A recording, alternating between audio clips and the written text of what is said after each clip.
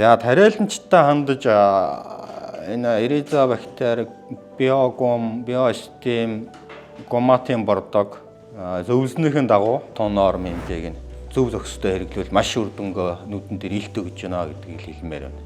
Анхныхаа жил тариалт тэгээд би нэг туршилтын 50га 100га гэж ялгаж хоёр хэсэг тариалт хийсэн. Туршилтын 100га маань болохоор гаагаш 30 центнер өгсөн. Бордоо хэрэглээгүй 50гаагаас болохоор 14 13 авчихсан. Тэгэхээр үр дүн маш бол нэг 10 гаруй центнер ялгаатай.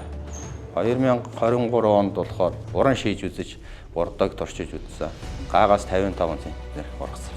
Энэ жилийн хувьд манайх нэг 800 га түрээсийн талбай дээр Улаанбаатар бол бас нэг 4-5 жилийн юм хийгээгөө гуурсан талбай. Тэгээд Арабс бол нэг 18 центнер, Улаанбаатар бол нэг 30 центнер өгсөн дундаж яг ургацсан байдал. Тэгэхээр энэ маш их үр дүнтэй байна. Хамгийн гол нь технологийн зөв байр шиг хэрэгтэй л гэдгийг хэлмээр байна тариаланчтай.